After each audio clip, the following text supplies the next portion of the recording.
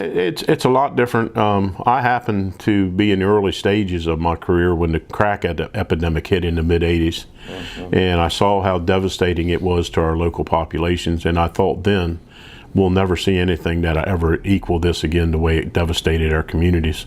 And this opioid crisis makes that pale in comparison. Well, the fentanyl is a recent arrival in the last couple of years. We started being informed about heroin being present probably as far back as 2010. We had intelligence meetings with the state, with some of our federal partners, and they said, hey, get ready, that they're establishing the pipelines. It's going to slowly work your way. So we kept looking for it, and we deal with two pipelines here.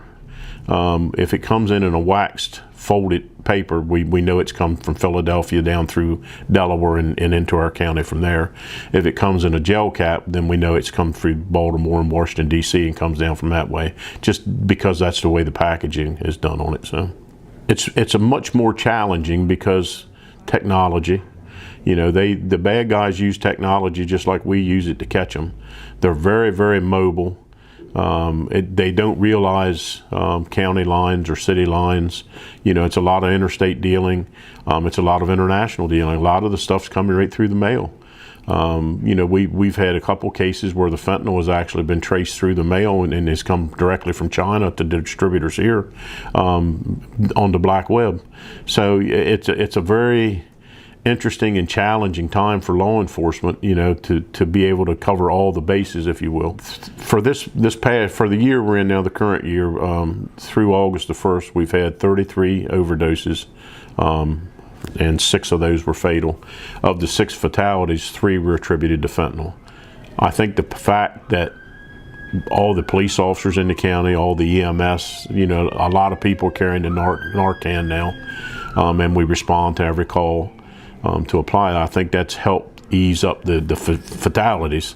But we've got to do something to get out ahead of it to stop these people from starting to use in the first place. The thing that's troubling to us and that we just can't get our heads around is if we get a bad a bad batch of heroin that comes in, and let's say it's stamped Dorchester Pure or whatever the stamp is, and if people start ODing, that's what the addicts want. They go chasing that particular brand, trying to get that, they call it chasing the dragon, trying to get that euphoric feeling, that they got the first time. And it's hard for us to get our heads wrapped around that. I think the people that truly want help and that need help, but they've got to want it to be able to help them. That's been proven time and time again. I think we have to have a better treatment and recovery program available. The guys, I will tell you, the guys that are out here pushing the heroin and in particular the fentanyl, I think we should put them under the jail. I have no bones about that whatsoever, because they know what they're doing. But the biggest part, nobody that we've ever dealt with has woken up on a Monday morning and said, today I'm going to become an addict. A lot of these addiction problems come because they've had a sports injury, they've had a work injury, they're prescribed opioid painkillers, and they start taking the painkillers, and after 4 or 5 days, they've started to form an addiction to it. And because of that, it's easier to maintain the addiction than it is to walk away from the painkillers. In the past, there were certain things that you could identify with a particular group with a particular drug. This has none.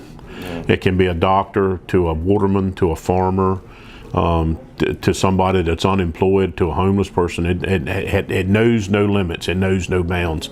Everybody has become part of it, and that is why I believe it's so challenging. But I also believe that's why we're going to become successful in managing it, is because we have so many people, and for the first time, we've got something that's affecting everybody.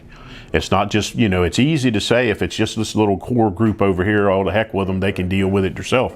This is affecting everybody.